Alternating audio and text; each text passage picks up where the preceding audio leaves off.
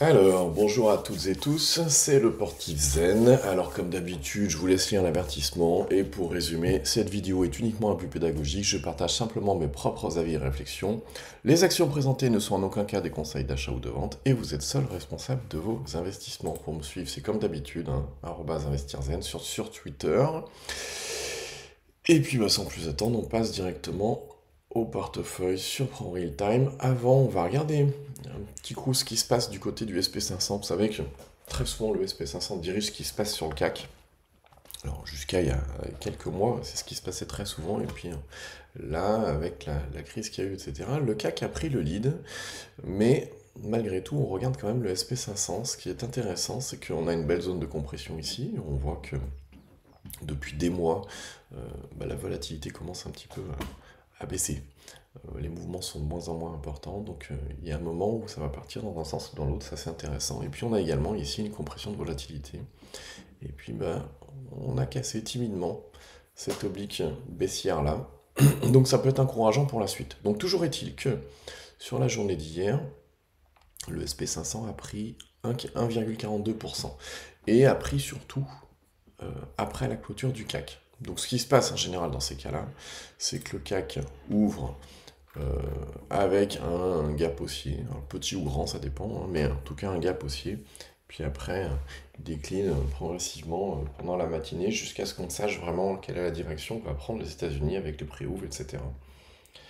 Donc voici moment, c'est ce qui va se passer. Donc j'attendrai peut-être dans la matinée ou fin de matinée pour pouvoir prendre mes positions, non pas à l'ouverture, mais un peu plus tard dans la matinée. Voilà, ceci étant dit, pour le CAC, on était coincé dans cette zone-là, entre ce support ici et cette résistance ici qui a servi de pivot d'ailleurs. D'ailleurs, ici support, hop, on l'a cassé, maintenant résistance.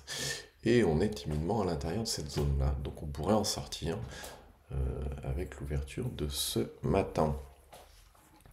Donc on pourrait avoir effectivement une belle période derrière de hausse à voir si ça tient. Donc rappel des événements, première position qu'on a pris c'était L'Oréal, il y a à peu près une dizaine de séances sur la cassure de cette oblique-là. Rapidement, on a pu se mettre break-even. On risque 30 centimes là-dessus, c'est pas grand-chose. Donc là, on est plutôt pas mal. Tiens, on va se mettre en 1 heure. On voit mieux ce qui s'est passé. Voilà, la cassure de l'oblique baissière. On a mis un stop à peu près par là. Hop, cassure, retour sur support quasiment. Et puis après, c'est parti. On a pu mettre break-even. Et puis derrière, on est pas mal, quasiment en ligne droite. Alors, c'est pas de la furieuse de chez Furieuse, mais ça permet d'assurer un bon démarrage sur un portefeuille et surtout une bonne gestion du risque, puisque les plus-values latentes apportées par L'Oréal permettent de prendre des risques sur des nouvelles entrées, etc. Ensuite, on a Kering, même principe. Alors, avec légère anticipation de la cassure de l'oblique baissière qu'on a là, sur ce gap qu'il y a eu là. On a attendu tranquillement 5-10 minutes ou 15 minutes avant de prendre l'entrée. On peut regarder même, hop, 15 minutes. Voilà, ici, petite pullback qu'il y avait là, donc ça c'est intéressant. Et puis derrière, c'est parti, pareil, c'est pas une furieuse de chez Furieuse, mais c'est de la bonne grosse et c'est de la société rentable qui permet d'assurer des plus-values latentes, qui permettent d'assurer le risque sur des nouvelles entrées.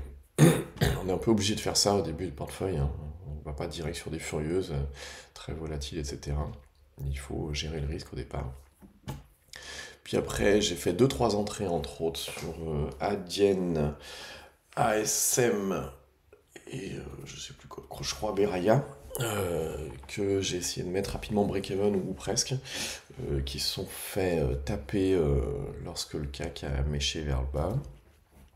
Pas de regret d'ailleurs, parce que si on regarde d'ailleurs Adyen, voilà, ça a même chuté dessus, j'allais dire ça n'a pas beaucoup progressé depuis, ça a chuté depuis, donc pas de regret. Il y avait ASM, et ASM, alors c'est parti. ASM, j'ai pas pu la reprendre avec ce portefeuille-là. Par contre, sur un autre portefeuille, j'ai pu la reprendre puisque je pouvais. C'était un portefeuille où j'avais déjà pas mal de plus-values latentes et puis qui est beaucoup plus conséquent et qui me permet de prendre un peu plus de risques et donc du coup d'avoir un stop un peu plus large, ce qui m'a permis de faire mon entrée sur ASM. Je sais plus quel jour c'était, ça devait être celui-ci. Je crois que sur celui-ci de portefeuille, on s'est fait sortir sur la mèche qu'il y avait là, il me semble, le 22 mars. Et puis je l'ai prise, je crois que c'est le lendemain sur la cassure du plus haut ici, avec un stop un peu plus large, chose que je pouvais pas me permettre sur celui-ci de portefeuille-là, puisque au moment, la journée où il y a eu la journée baissière sur le CAC, les trois que je me suis fait sauter se sont fait sauter quasiment break-even ou à quelque chose près avec très peu de pertes. Mais il me restait que L'Oréal et Kering et à ce moment-là, il n'y avait pas autant de plus-value latente que maintenant. Donc je ne pouvais pas me permettre trop de risques sur ce portefeuille-là. Donc voilà, je l'ai pris ailleurs sur un autre portefeuille. Toujours est-il qu'après j'ai attendu quelques jours pour que ça fasse encore des profits là-dessus. Et c'est hier où j'ai fait deux nouvelles entrées qui pouvaient me permettre, je pouvais me permettre un peu plus de risque puisque ces deux-là avaient généré de la plus-value latente un peu plus que ce qu'on avait. Alors tiens, on va regarder en une heure. Non, on va regarder d'abord en semaine. Voilà, en semaine, on a cette belle poussée sur Visiomed, alors qui revient d'outre-tombe, hein, c'est pas de la belle valeur pour l'instant, hein. Et puis derrière, on a ce canal de consolidation-là, et ce que je joue, c'est que j'ai légèrement anticipé, mais vraiment très légèrement, la casse sur ce canal-là, pour anticiper une hausse derrière. Donc là, je vous le rappelle, on est en semaine. En journalier, bon, on voit un peu mieux ce qui s'est passé. Alors effectivement, on peut se dire, tiens, on est un peu en bout de course, et ça va être difficile de passer.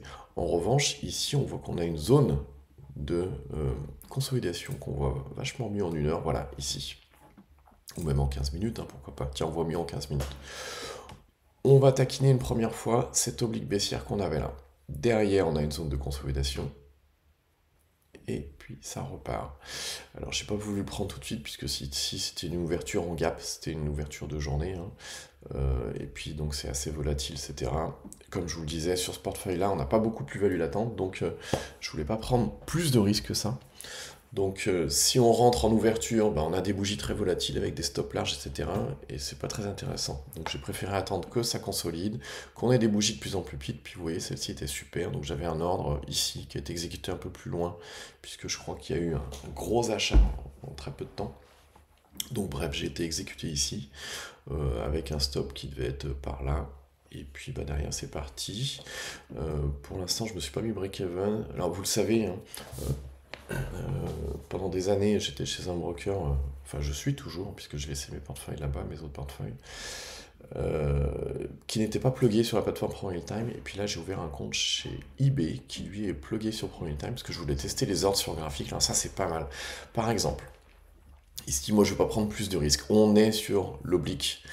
Effectivement, on peut revenir prendre un petit peu de vitesse ici, mais à mon avis, il ne faudrait pas en prendre trop, sinon ça sera peut-être un échec. Donc ce que je vais faire, c'est que mon stop qui est ici, où je risque 15 € et quelques, je vais le remonter, et ça c'est bien, regardez sur le graphe, je le remonte ici, voilà, je modifie mon ordre, et alors la petite fenêtre qu'on a là, on peut décocher une case pour qu'on ne demande pas confirmation à chaque fois. Alors moi j'aime bien avoir la confirmation, mais bon.